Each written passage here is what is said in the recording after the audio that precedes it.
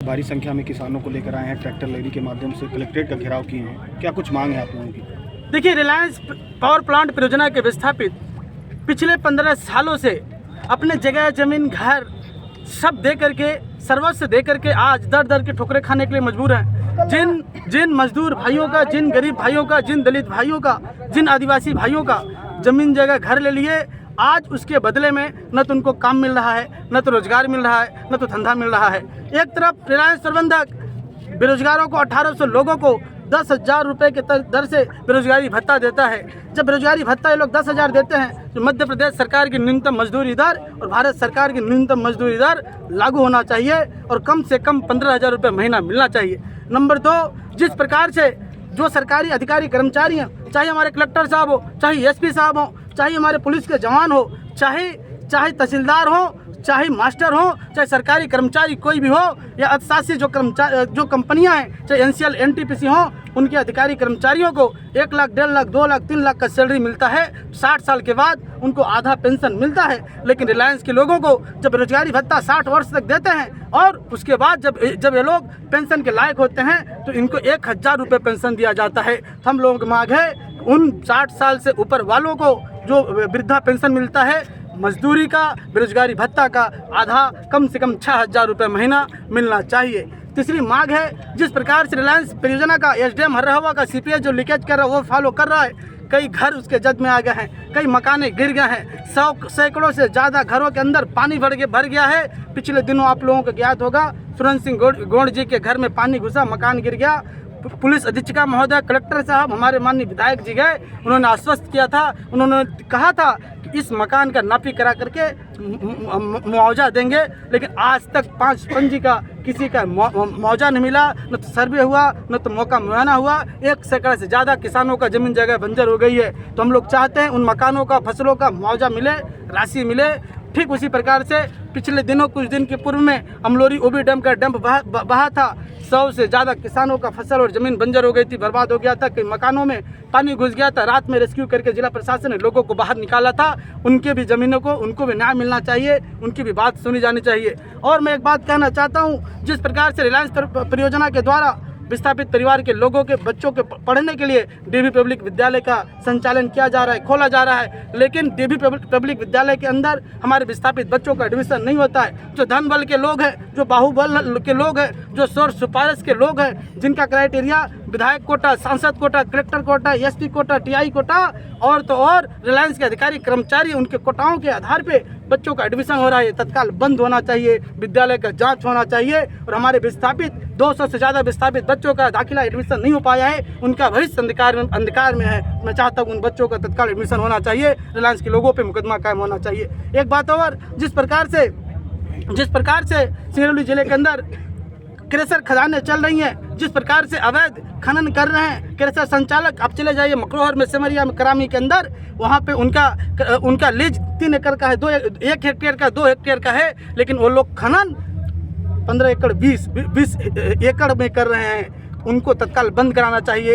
एक माइंस वहाँ पे एक ऐसी है, जिस माइंस के अंदर मुझे लगता है कम से कम 500 फीट गहरा है। मैं जानना चाहता हूँ जिला प्रशासन से, माइनिंग विभाग से और यहाँ के स्थानीय लोगों से कि माइनिंग विभाग के द्वारा क्या गाइडलाइन है, क्या संचालन है। आए दिन वहाँ पे दुर्घटनाएं होती रहती हैं, गाय बैल बकरी गिर के मर रहे हैं। ग्राम पंचायत बरापान के हमारे दलित बसोर बस्ती के लोग हैं, उनकी ज़मीनों पे जो पिछले सदियों से, सैकड़ों सालों से बस रहे हैं, रह रहे हैं, वहाँ पे अपना जीविकोपार्जन कर रहे हैं। लेकिन ज़मीनों पे जंगल विभाग के द्वारा वृक्षारोपण कराया जा रहा है। हम लोग चाहते हैं वृक्षारोपण हो, लेकिन उन दलित भाइयों का, जिनका जीविकोपार्जन का साधन है, जिनके लोग ज़्यादातर पलायन करके बड़े बड़े शहरों के अंदर जा करके वो लोग अपना जीविकोपार्जन करते हैं, मेहनत मजदूरी करते हैं, तो उनकी ज़मीनों को छोड़ा जाए, वृक्षारोपण हो, पहाड़ों के ऊपर होना चाहिए, उनकी खेतीबाड़ी वाली जमीन हो, तत्काल मुक्त कराया जाए। अन्यथा आने वाले दिनों के अंदर इन 25 सूत्री मांगों को लेकर के आज जिस प्रकार से हम लोगों के साथ नाइंसाफी जिला प्रशासन के द्वारा किया जा रहा है,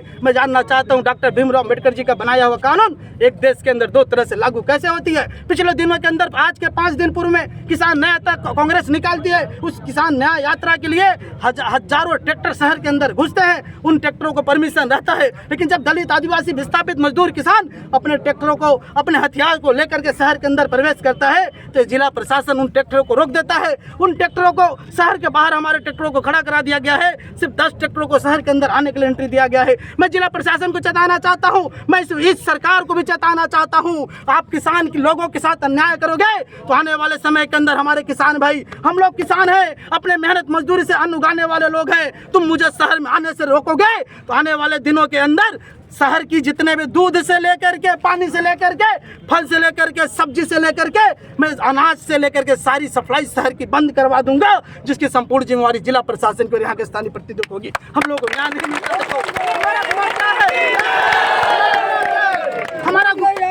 हमारा गुनाह क्या है? हम लोग इस देश के मूल निवासी हैं। हमारे लोग कृषि प्रधान, हमारा देश भारत देश कृषि प्रधान देश है। किसानों को शहर के अंदर आने से रोका जाता है। इस देश के अंदर, एक देश के अंदर दो कानून नहीं चलेगी। चाहे प्रशासन है भी सुन ले, कलेक्टर साहब भी सुन ले, SDM साहब भी सुन ले, पुलिस अधीक्षिका महोदय भी सुन ले, एक देश के अंदर दो कानून कतई मानने वाले लोग नहीं है। क्या न्याय यही है? क्या लोकतंत्र यही है? क्या न्याय तंत्र यही है? एक देश के अंदर हम लोगों को कहते हैं परमिशन नहीं है, ट्रैक्टर नहीं जाने देंगे। अरे भाई, जिस प्रकार से भगवान श्री रामचंद्र जी युद्ध के अंदर गए तो उस समय रावण से जब युद्ध चला तो अपने धनुष और बाण को लेकर के युद्ध के अंदर ललकारते हुए गए। ठीक उसी प्रकार से किसान भाइयों का हथियार है, किसान भाइयों का हथियार है ट्रैक्टर, हल, आदिवासी भाइयों का है तीर और धनुष। उसी प्रकार से हम लोग भी आज लेकर के आए। यह तो आज सांकेतिक और चेतावनी है। आगामी 15 दिवस के अंदर कलेक्टर साहब हम लोग आकर के आश्वस्त करें और बताएं, नहीं तो हम लोग संपूर्ण जिला प्रशासन का आने वाले जिले के अंदर जिस भी प्रकार की आंदोलन होगी, चक्का जाम होगा, धरना प्रदर्शन होगा, पूरे शहर के लोग, पूरे शहर के लोगों का, पूरे शहर के अंदर पूरे गांव के लोग ट्रैक्टर ला करके खड़ा कर देंगे, जिसकी संपूर्ण जिम्मेवारी रिलायंस प्रबंधक, जंगल विभाग, माइनिंग विभाग के लोग, कलेक्टर साहब की होगी। हमारे मांगों को माना जाए, अन्यथा जिम्मेवारी। डिप्टी कलेक्टर साहब अभी आए थे आपको ज्ञापन सौंपने, क्या कुछ हुआ, क्या कुछ वार्ता हुई? अभी आपने ज्ञापन नहीं दिया। हमने साफ साफ कह दिया है डिप्टी महोदय से कि हमारी मांगों के ऊपर पिछले हम लोग 12-15 सालों से परेशान हैं, पीड़ित हैं, दुखित हैं, शोषित हैं। कई बार आवेदन, निवेदन, विनती करते जा रहे हैं, कोई सुनने को तैयार नहीं है। तो माननीय कलेक्टर साहब जो हमारे जिले के प्रबुद्ध और मुखिया हैं, मैं उनसे हाथ जोड़ करके प्रार्थना करना चाहता हूं कि आप हमारे किसानों के, मजदूरों के, दलितों के, आदिवासियों के बीच में आइए और इनसे ज्ञापन लीजिए और इनकी समस्याओं को सुन के निराकरण करें। मैं यह निवेदन करना चाहता हूँ।